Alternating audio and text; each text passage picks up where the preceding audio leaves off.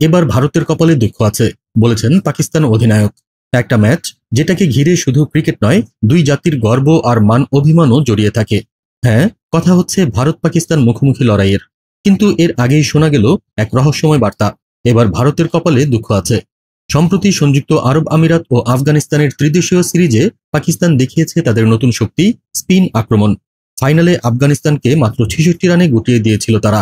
Hat trick সহ ৫ wicket নেন মোহাম্মদ নেওয়াজ। আর এই পারফরম্যান্সের উপর ভর করেই আত্মবিশ্বাসী পাকিস্তানি শিবির। অধিনায়ক সালমান আলী আঘা স্পষ্ট জানালেন, ভারতের ব্যাটসম্যানরা স্পিনের ফাঁদে পড়তে বাধ্য। দুবাইয়ের উইকেট হবে লো স্কোরিং, যেখানে ১৪০ রানই অনেক। আর ঠিক সেখানেই ঘুরে দাঁড়াতে চায় পাকিস্তান। ২০২১ সালে ভারতকে দুবাইয়ে ১০ উইকেটে হারিয়েছিল পাকিস্তান, কিন্তু তারপর থেকে জয় যেন মুখ ফিরিয়ে নিয়েছে। এবার কি সেই হারানো সম্মান পুনরুদ্ধার হবে? প্রশ্ন থেকেই যায়, পাকিস্তানের এই হুঁশিয়ারি কি শুধুই মানসিক চাপ তৈরি করার কৌশল, নাকি সত্যিই ভারতের জন্য অশনি